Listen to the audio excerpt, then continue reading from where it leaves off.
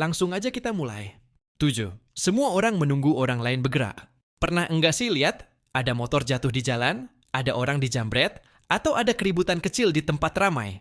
Tapi orang-orang di sekitar malah cuma melirik sebentar. Lalu lanjut jalan. Kadang ada yang pura-pura sibuk main HP. Ada yang nengok 2 detik lalu pergi. Bahkan ada yang berdiri cukup dekat, tapi mukanya kosong kayak NPC game yang belum dapat misi. Yang aneh, semakin ramai tempatnya, justru seringkali semakin sedikit orang yang bergerak duluan buat bantu. Fenomena ini dikenal sebagai bystander effect. Intinya, saat banyak orang melihat kejadian yang sama, tanggung jawab terasa terbagi ke semua orang. Akhirnya semua orang berpikir, pasti ada yang nolong kok. Masalahnya, semua orang mikir hal yang sama. Jadi ujung-ujungnya korban malah sendirian di tengah keramaian. Penelitian paling terkenal soal ini dilakukan oleh John Darley dan Bibb Latane pada tahun 1968 di Amerika Serikat. Mereka melakukan eksperimen sederhana. Peserta dimasukkan ke ruangan, lalu tiba-tiba asap mulai masuk dari ventilasi. Kalau peserta sendirian, kebanyakan langsung panik dan melapor.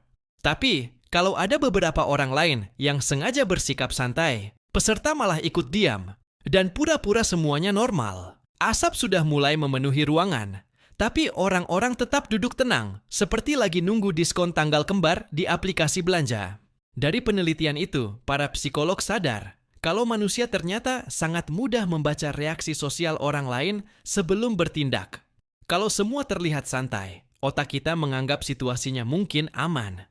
Padahal belum tentu. Kadang bukan karena kita tidak peduli, tapi karena kita terlalu sibuk memastikan apakah orang lain juga peduli atau tidak.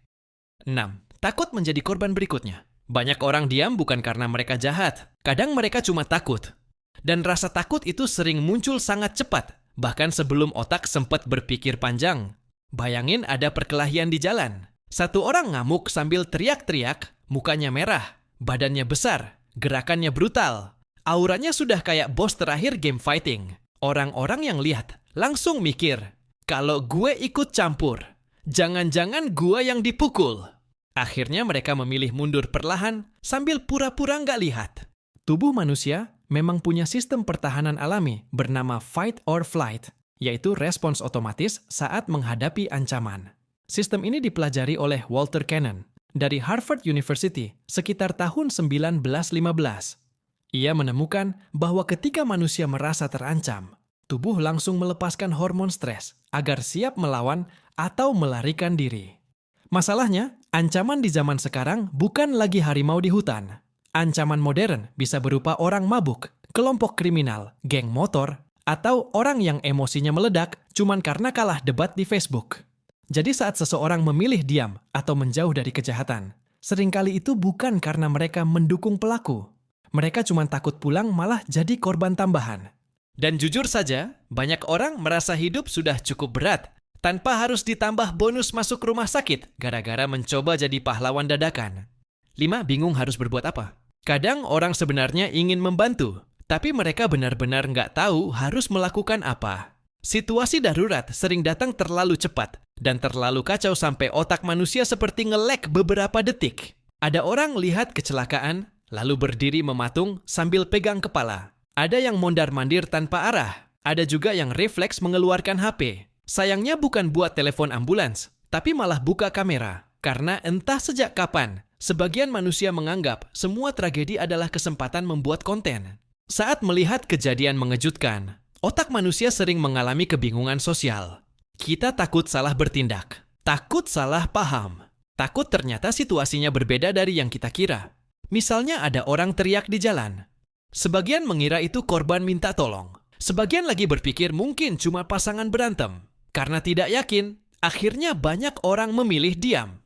Fenomena ini disebut pluralistic ignorance. Semua orang bingung, tapi karena semua terlihat tenang, masing-masing jadi berpikir, mungkin cuma dirinya yang merasa ada masalah. Akhirnya tidak ada yang bergerak duluan. Semua saling menunggu, sambil saling berharap ada orang lain yang lebih yakin. Lucunya, kadang satu-satunya orang yang benar-benar bergerak justru ibu-ibu. Dan anehnya lagi, ibu-ibu sering lebih cepat bereaksi daripada sekumpulan pria dewasa yang berdiri ramai sambil tangan dilipat seperti satpam cuti. 4. Takut dihakimi orang. Manusia ternyata bukan cuma takut bahaya. Banyak juga yang takut malu. Bahkan kadang, rasa takut dipermalukan lebih besar daripada keinginan membantu orang lain. Misalnya ada seseorang ingin menolong korban pencurian, tapi sebelum bergerak, dia mulai berpikir, kalau ternyata gue salah lihat gimana? Atau, kalau nanti malah dikira sok pahlawan? Di zaman sekarang, ketakutan itu makin besar, karena semua hal bisa direkam dan viral dalam hitungan menit. Salah sedikit, langsung jadi bahan komentar satu negara. Psikolog Solomon Asch pernah melakukan eksperimen terkenal tahun 1951 tentang tekanan sosial. Dalam eksperimennya, peserta diminta memilih garis mana yang paling panjang. Jawabannya sebenarnya jelas sekali. Tapi ketika semua orang di ruangan sengaja memberi jawaban salah, banyak peserta ikut menjawab salah, walaupun mereka tahu jawabannya benar. Penelitian itu menunjukkan kalau manusia punya dorongan sangat kuat untuk mengikuti kelompok. Kita sering takut terlihat berbeda, bahkan saat tahu kelompok itu salah. Jadi, ketika ada kejahatan terjadi, dan semua orang hanya diam, banyak orang akhirnya ikut diam, karena takut menjadi satu-satunya yang bertindak. Kadang manusia memang aneh, bisa takut dicap lebay, hanya karena mencoba nolong orang. 3. Terlalu sering melihat kekerasan. Dulu orang mungkin langsung panik saat melihat kekerasan. Sekarang sebagian orang malah bisa makan gorengan, sambil nonton video tawuran di timeline. Internet membuat manusia melihat terlalu banyak kekerasan setiap hari. Video jambret, kecelakaan, perkelahian, orang ngamuk di minimarket karena promo habis, semuanya lewat terus di layar kita, sampai otak mulai terbiasa. Lama-lama, kejadian mengerikan terasa normal. Fenomena ini disebut desensitization, yaitu kondisi ketika seseorang menjadi kurang peka karena terlalu sering terpapar kekerasan. Salah satu psikolog yang banyak membahas pengaruh pengamatan terhadap perilaku manusia adalah Albert Bandura sejak tahun 1960-an. Penelitiannya menunjukkan bahwa manusia bisa belajar perilaku hanya dengan melihat dan mengamati. Kalau setiap hari kita melihat kekerasan dijadikan hiburan, lama-lama otak mulai menganggap itu hal biasa. Akibatnya, saat melihat kejadian nyata di depan mata, reaksi emosional kita jadi melemah. Orang tidak langsung berpikir, kasihan korbannya. Tapi malah, wah ini pasti viral. Empati kalah cepat sama tombol record. 2. Merasa itu bukan urusannya. Ini mungkin alasan paling umum dan paling sering terjadi. Banyak orang sebenarnya sadar ada sesuatu yang salah, tapi mereka merasa itu bukan tanggung jawab mereka. Mereka berpikir, yang penting aku aman, atau biar polisi yang menanganinya. Sekilas terdengar masuk akal, tapi kalau semua orang berpikir seperti itu, akhirnya tidak ada yang benar-benar peduli pada sesama. Sosiolog Zygmunt Bauman pernah membahas bagaimana masyarakat modern semakin individualis. Orang hidup berdampingan, tapi hubungan sosialnya makin longgar. Kita tinggal di lingkungan yang ramai, tapi masing-masing sibuk dengan dunianya sendiri. Ironisnya, banyak orang baru sadar pentingnya kepedulian setelah mereka sendiri jadi korban. Saat butuh bantuan dan tidak ada yang bergerak, barulah terasa betapa dinginnya dunia ketika semua orang memilih cuek. Dan jujur saja, kalimat "bukan urusanku" mungkin terdengar aman hari ini. Sampai suatu hari giliran kita yang berharap ada orang lain mau peduli. 1. Karena manusia sangat mudah mengikuti keramaian. Pada akhirnya, alasan terbesar kenapa banyak orang diam saat melihat kejahatan adalah karena manusia memang makhluk sosial. Kita terbiasa melihat reaksi orang lain sebelum memutuskan apa yang harus dilakukan. Kalau semua orang panik, kita ikut panik. Kalau semua orang kabur, kita ikut kabur. Dan kalau semua orang diam, kita juga cenderung diam. Otak manusia selalu mencari petunjuk sosial dari lingkungan sekitar.